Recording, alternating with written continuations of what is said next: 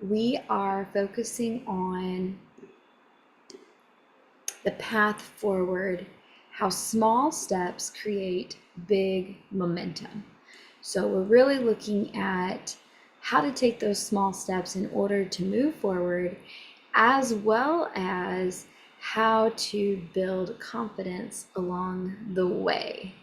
So, yesterday our focus was on the mindset reset that transforms, and we really looked at some of the key internal anchors that help us to be able to thrive right where we are, and even more than just thrive by checking off checklist items, to thrive by really embracing the transformation that comes through this huge life transition if you are open to it.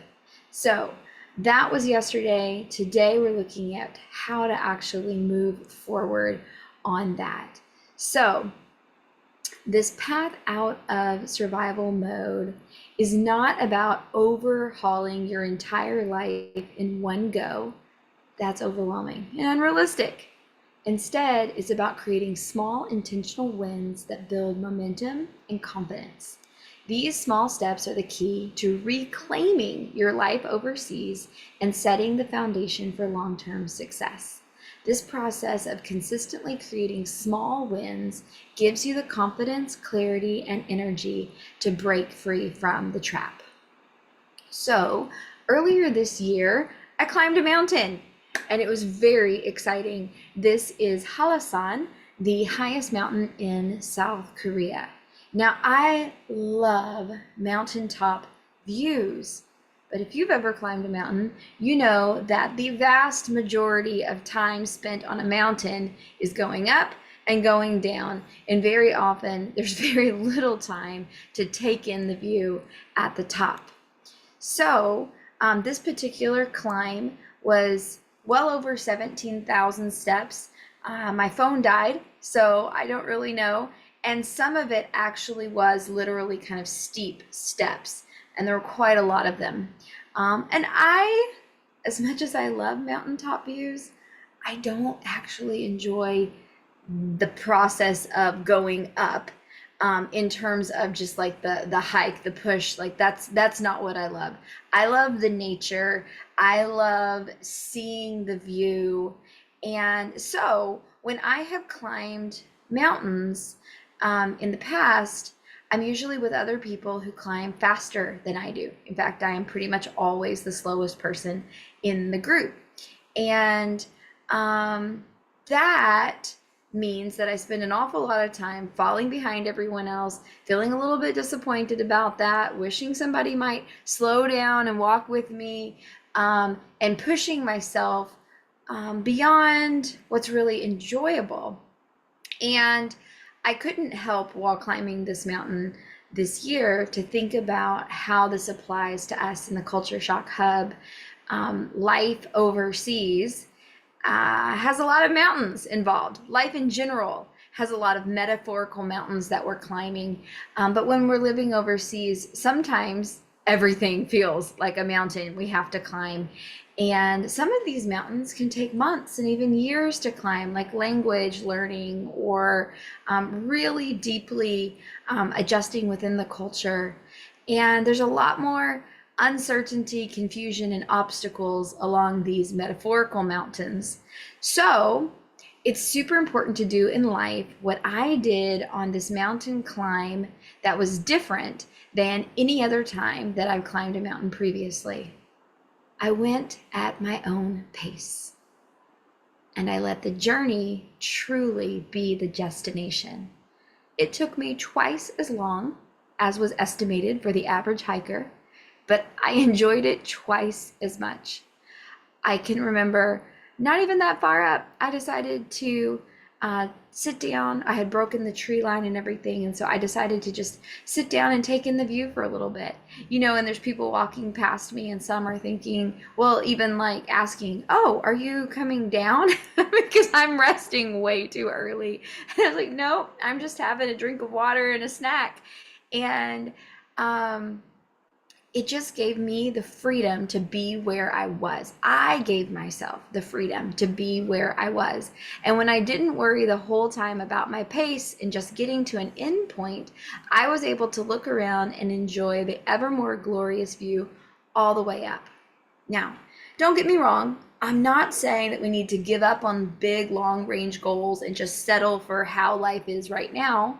I'm not saying that you have to slow down and let life pass you by. Rather the opposite. I love this saying in Thailand, which goes like this: life is short. Walk very slowly. It's so counterintuitive to the cultural background that I have.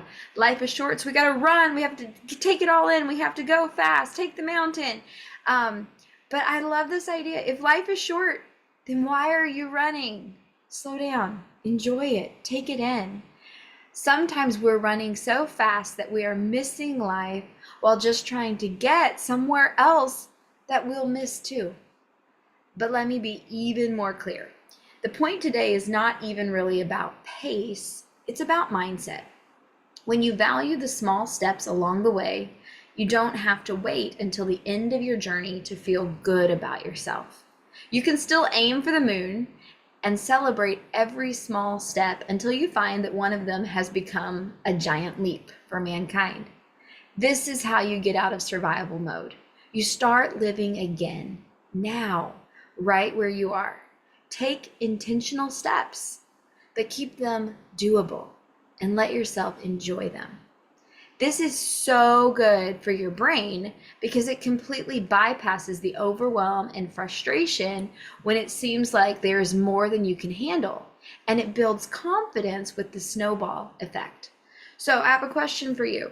Which of these two lines would you rather stand in? Line number 1 or line number 2? So Disney developed the Serpentine line because it gives you a short-term goal to look forward to and to feel success as you make each turn. So even though these two lines are actually the same length, when you look at them, it definitely feels like line number 2 is shorter. And throughout line number 2, you get to feel good every time you get to that turn. Okay, I'm getting closer, I'm getting closer, I'm getting closer. And instead of waiting all the way to the end, you're not thinking about the end of the line as much as you're thinking about that next turn. And this is brilliant. And if we can apply this to our lives, it will make all the difference. And Disney actually took it further than this. So here's 2 more choices for you. Would you rather wait in this line or this one? So really, the question is, what kind of life do you want to wait in? Do you want to wait in a life where you are constantly just seeing yourself in a holding pattern trying to get somewhere? Or do you want to wait in a life where you are enjoying the journey? So with that in mind, I have a question for you, and it's this. Just name one small thing that helps you enjoy each day. For me, I suppose my number 1 answer would be this puppy dog right here, who is my faithful companion on Facebook Lives and Zooms. He's right here with me, and he is taking a nap. That's what he enjoys to get through each day, is taking a nap in my lap, and I enjoy having him around. For somebody I was talking to yesterday, it's that coffee, morning coffee. That's what they enjoy. What is it for you? One small thing that helps you enjoy each day. And are you giving yourself permission to do that so that you can enjoy each day? We're talking about the path out of survival mode, which consists of small steps that build big momentum. And one step that you can take today is to do something that you enjoy, even something really small. So this quote I think is really helpful. Feeling stuck often comes from believing that there's no way out. while feeling overwhelmed comes from having too many choices, too many paths to choose from. But either way, whether you're feeling stuck with no way out or feeling overwhelmed with too many choices, the solution lies in taking action. Small, deliberate steps forward. Even imperfect action creates clarity, momentum, and the power to reshape your mindset. So, small wins matter. Small wins are powerful because they create immediate results you can see and feel. They build your belief in your ability to thrive, and they reduce overwhelm by letting you focus on one thing at a time. So whatever it is that you are feeling either stuck on or overwhelmed by today in your cultural adjustment, all you need to do is take one step. And doing that one thing, whether it is making your bed, or drinking a cup of coffee, or walking the dog, or washing the dishes, whatever it is that you choose to do, by choosing one simple, doable action and doing it, you feel a little better. And you have a little more confidence and energy to do one more thing. And at some point, the next thing you'll need to do is give yourself a break. But as you give yourself permission to not solve it all, but to just do one thing that you can do, you'll actually begin to see a snowball effect. It's like climbing a staircase. Each step gets you closer to your goal.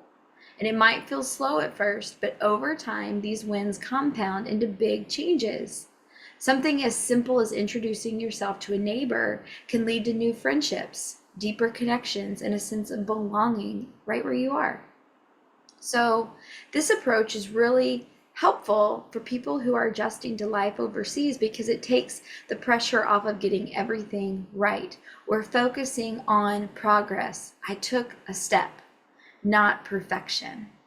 And part of this is about an internal locus of control, because if you're job searching and you only see a win as I got the job, then all that effort that you have to put into tweaking your resume and submitting a different application, writing a new cover letter, showing up for another interview, all of that becomes drudgery because you still don't have the job. And so you're still feeling failure rather than success because you're letting success be determined by someone outside of you instead of letting success be determined by you taking the actions that you know are moving you forward, regardless of the results. You don't need to wait for big life-changing moments to feel better.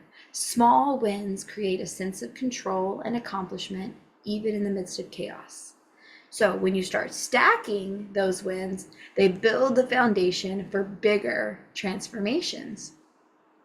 One of my coaches once told me that your brain doesn't know the difference between when you finish washing dishes and when you finish your doctoral dissertation. It rewards you when you take action and complete it. So this is a huge insight because when you give yourself permission to notice the small steps that you're taking, okay, today I'm going to do this, and then you give yourself permission to celebrate the step that you've taken, you actually build confidence. And that reward, even in your brain, even with dopamine that comes when you complete an action you plan to complete, gives you a little bit more energy to take another step. And so with every step, you feel a little bit more at home, a little bit more confident, more competent, more culturally fluent, and globally minded. So that's what we're talking about. Confidence doesn't come from perfection or big moments. It comes from small, consistent wins.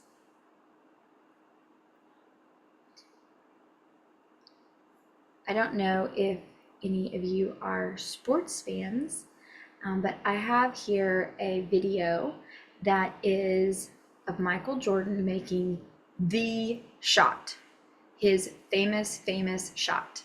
And I'm going to see if I can get that to load up for us. Hopefully we can. Yeah, here we go. I'm going to fast forward just a little bit, bring us right up to the moment. And 3 seconds remain. Chicago, with the timeout, now has only a 20. The Bulls have 3 seconds to try a shot and try to win the game. You'll see the drop unfold. Sellers will 3 inbound. seconds left on the clock.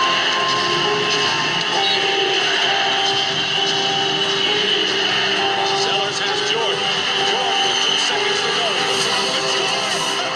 2 seconds. Jordan makes the winning shot in the game, and there's so much joy. Everybody is so excited. And sometimes that's what we're looking for. This is the moment that we all want. Maybe not in basketball, but in some part of our lives. Maybe not in front of an audience, but at least for ourselves, for our own confidence. So I'm curious, like right now, what would be your huge win that would make you want to jump like these men are jumping? Whatever it is, here's what we have to remember. Michael Jordan took 24,537 shots in his career, and he missed half of them. It is true that he made the last-minute winning shot in 28 games over his career.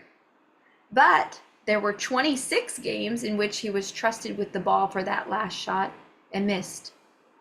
But that's not what we remember. He made more shots than anyone in history, but he also missed more shots than any other player for 7 seasons straight. The key is he just took action, and he celebrated every shot, hit or miss. He was actually quoted saying, "I've missed more than 9,000 shots and lost more than 300 games." He knew that every single one of those misses was a part of the journey, and that it was only through missing those shots that he was there and taking the action that he needed to take to make the shots that we remember him for. Confidence doesn't come from making that once-in-a-lifetime shot, and it doesn't come from never failing.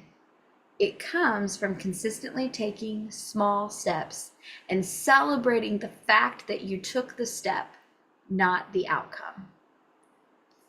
So let's define success like this. Every time you take a small, deliberate action is a win. So here's a question. What is a win that you chose today? I chose to show up for this call. What about you? I know one person on the call is preparing for work while here on the call. And so her win is saying, this is important to me, even though I have to do that. Somebody else, what's a win that you have chosen today?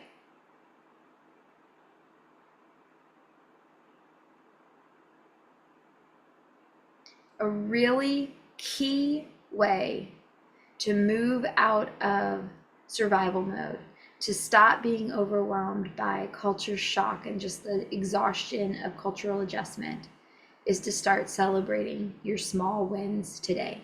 Small wins like figuring out how to navigate public transport, making a connection with someone locally, or even finding a favorite grocery item. That all of these things show you that progress is possible. They're the fuel that keep you moving forward. Honestly, it's a huge win when something goes terribly wrong and you manage to laugh about it. Celebrate that. So I want to just mention a whole bunch of wins. I put them here on the screen, and I'm curious if any of these are wins that you could celebrate today. You didn't know the word to say the thing that you needed to say, but you chose to try to communicate anyway with body language. You took that risk. You did use a new word or phrase, and it seems that the other person understood. You tried out a new food. Whether you loved it or hated it, you tried it. You have a cafe that you go to frequently, like that's your place. You created a home base in your neighborhood. You greeted a stranger in public. Getting lost is a win because it means you were out of your house and you were trying. Letting yourself cry in public, that is a win that all of us need. Getting something done at a government office on the first trip. Now that's a once in a lifetime, right? Getting something done, not getting something done, but being able to laugh about it. Getting up, looking at the day and saying, you know what? I need to go back to bed for self-care. That's a win. Trying to cook something new, exploring your neighborhood, meeting a neighbor, getting in touch with someone from home, doing any kind of exercise, watching this video today, joining live, watching the replay. These are all wins. A pro tip is to document your wins, to write them down so that you can really remember and give yourself that pause to say, hey, this is a big deal and I did it. So one thing to turn deliberate action into confidence is to actually give yourself a plan, a confidence building plan. So we're talking about it right now. We're reflecting about what's a win this week, what's a win today. But you can actually use these 4 steps: reflect, record, share, and reward to build confidence very intentionally. So ask yourself, when would be the best time for you to regularly reflect on your wins? Is that with your morning coffee? Is it on Saturday evenings? Is it on Monday mornings? When can you give yourself a moment to think back and say, yeah, that's a win I've had. That's a win. That's a win. I took action. Record it. How could you create a record of wins that would be meaningful to you? Is it a journal entry? Is it a Facebook post? Is it a social media video? Is it literally like stickers with stars on the refrigerator? Is it coins in a jar? What's something that you could do that would be meaningful, that you could celebrate, record your wins? And who can you share this practice with? And how will you ask them to participate? Is winning something that you need a friend to talk through with? Is it you're letting them know that when you fill that jar full of coins that you're going together to do some kind of exciting, fun thing, have dinner together, or what is it? What's that reward? How will you reward yourself along the way? Not just when you get the job, not just when everything's going perfectly, but how will you reward yourself for taking the steps every day along the way?